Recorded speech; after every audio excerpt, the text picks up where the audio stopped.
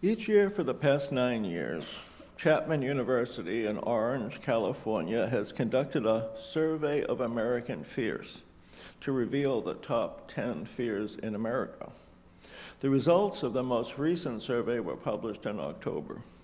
It may surprise you, or maybe not, to know that the number one fear, named by 62% of the respondents, was of corrupt government officials. Also high in the list, numbers 2 and 4, were fear about harm to a loved one. 60% said that they were afraid of people I love becoming seriously ill, and 58% said they were afraid of people I love dying. That's closer to home. It may be an area where some of our worries start to overlap with the results of the survey. Numbers 3, 5, and 10 were fears about war. Number 3 on the list was fear of Russia using nuclear weapons, 57%. Number 5 was the US becoming involved in another war, 56%. And number 10, at 51.5%, was fear of biological warfare. Pretty significant issues, pretty significant fears. The list was rounded out with environmental and economic worries. Number 6 being fear of drinking water being polluted, 54.5%. And number 9 being pollution of oceans, rivers, and lakes. Economic concerns came in tied for 7th on the list. Not having enough money for the future, and a general fear of an economic financial collapse. It seems that we have an awful lot to worry about. Wanting to see if other surveys produce similar results, I ran a Google search and came upon a company called YouGov America, a division of YouGov, which Wikipedia describes as a British international internet-based market research and data analytics firm headquartered in the UK. There was no overlap at all in the results. YouGov's poll, published in June 2022, found that the greatest fear for the largest percent of Americans, 30%, was snakes. After that, in declining order from 28% to 21%, were heights, spiders, public speaking, and disease. Following those, and registering from 17 to 10% in the survey, were crowded spaces, enclosed spaces, insects, fire, large bodies of water, social situations, dentists, germs, needles, strangers, followed by storms, flying, darkness, loud noises, hospitals, clowns, blood, driving, and oddly, clusters of small holes. 5% of respondents reported being afraid of doctors and being touched. There was no reported figure for being touched by doctors. From 2 to 3% of respondents reported being afraid of dogs, cats, animals in general, bright lights, dirt, open spaces, and feet. To be fair, and to be fair is to be surprised in this case, 16% of respondents reported, "I have no fears. I confess that I am skeptical." So what accounts for the great discrepancy between the results of these two surveys? You may have guessed already. Each survey provided a list of fears from which the respondents were asked to choose. In gamblers' parlance, the deck was stacked.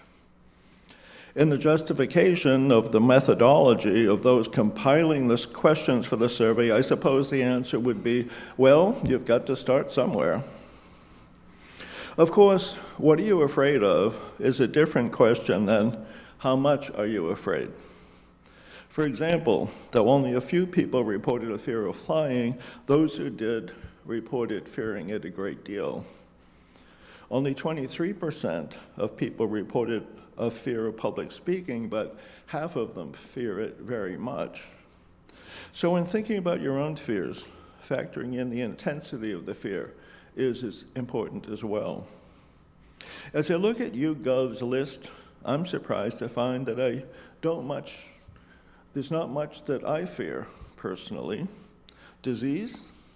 I guess we all fear disease, but I don't find myself fixating on it. Heights? When I've hiked mountains such as Mount Carrigan in New Hampshire, I've experienced nothing but exhilaration when looking at the valley below from the uppermost peak. The same is true for the mountains that I've driven to the top of, such as Pikes Peak in Colorado. The drive to the top was incredibly interesting, and the view was breathtaking. No fear there.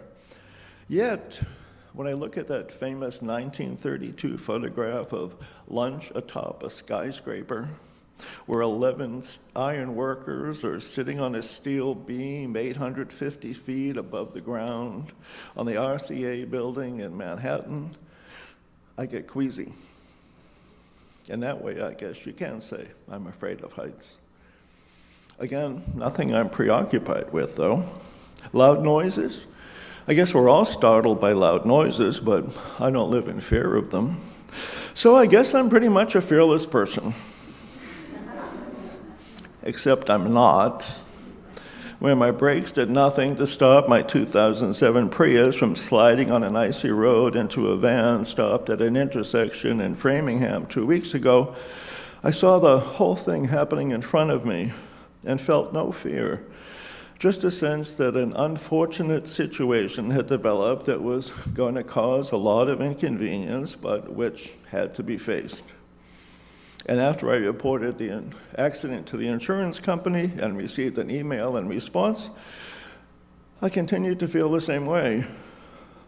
It was only that night, 4 o'clock in the morning to be more precise, that I awoke in a panic, remembering the word liability in the email, and immediately thought the driver or one of her passengers or all 4 passengers went to the ER, and I'm going to receive a huge bill.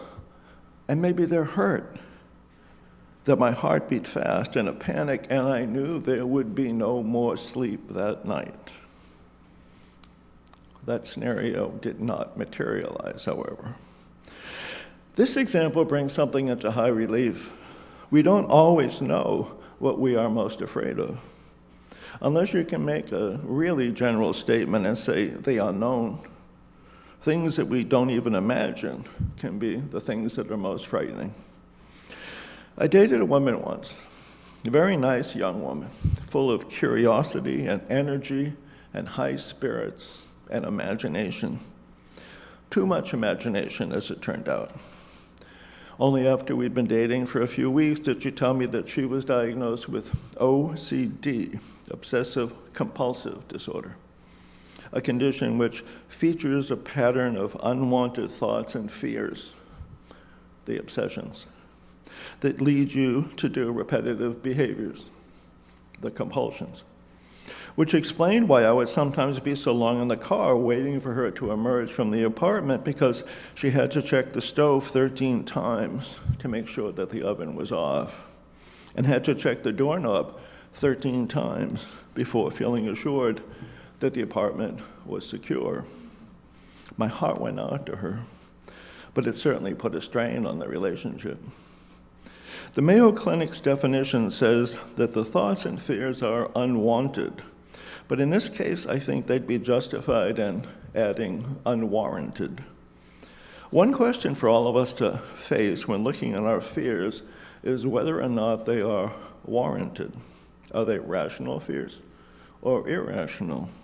Because that makes a difference, especially if we are afraid of things that are inevitably going to be part of our lives. Do you have a strategy for coping with the fears that you brought to mind at the beginning of this sermon? When I woke up at 4 o'clock in the morning, my heart beating fast, my thoughts running away from me like the gingerbread man running away from the baker and the farmers, it took me a while to calm down. After a few minutes, I remembered to return to the breath, to connect more consciously with one of the most basic things that keeps me alive.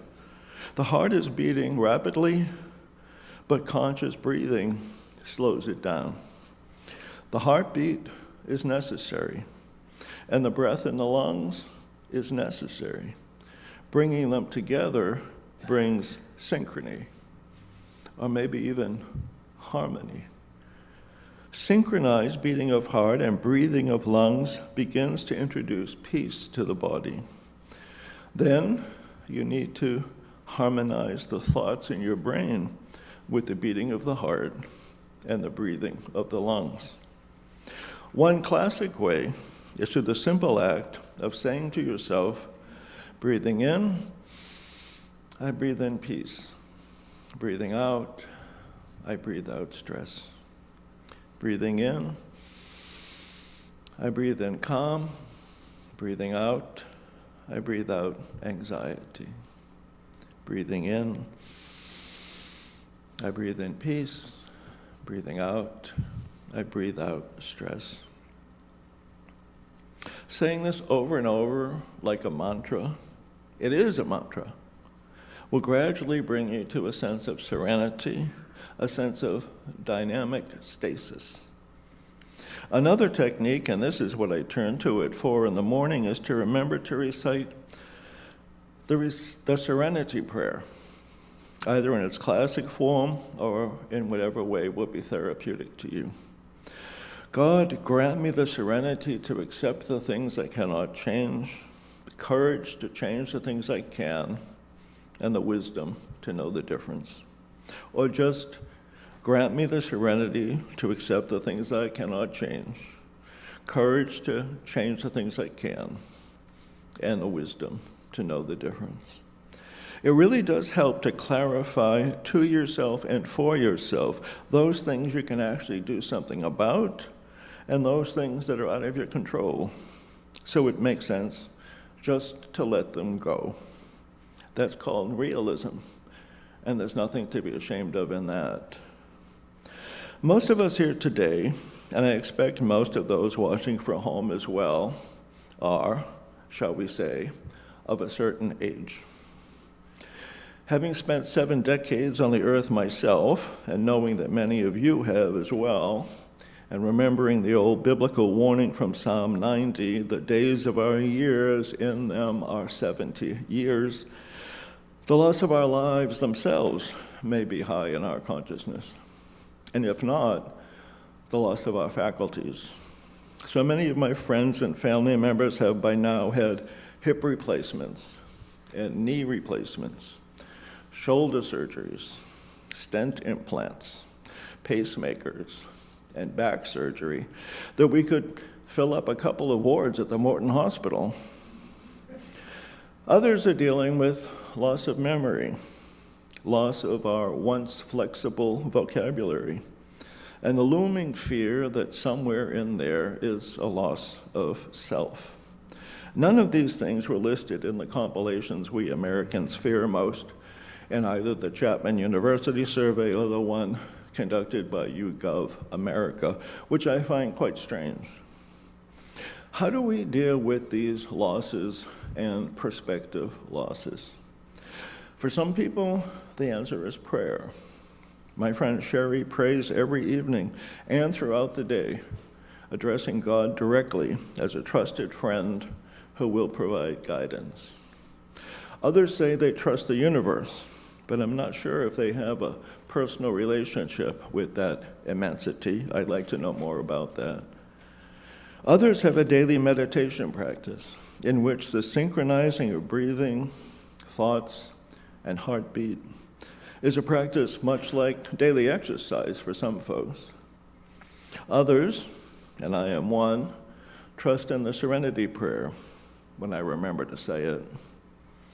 Some folks will benefit from psychotherapy, especially cognitive behavioral psychotherapy, especially for fears which are rampant, perhaps unwarranted, and feel out of control. Or even for what a psychiatrist I know calls garden variety anxiety and depression. I want you to remember, though, that you have another resource as well, and that is the ear of your minister. Pastoral care includes my being present for you, listening to you, caring about you and your problems, and even offering suggestions, if not solutions. So today I want you to remind you that I hold regular office hours on Wednesdays, except for the second Wednesday of the month when our ministers' cluster gets together. And I'm always available to meet by appointment during the week, which is really more often how it happens. There is a balm in Gilead to make the wounded whole. There is a balm in Gilead to heal the sin-sick soul. There is a balm to make us whole, and we can offer it to one another when the going gets too rough to go it alone.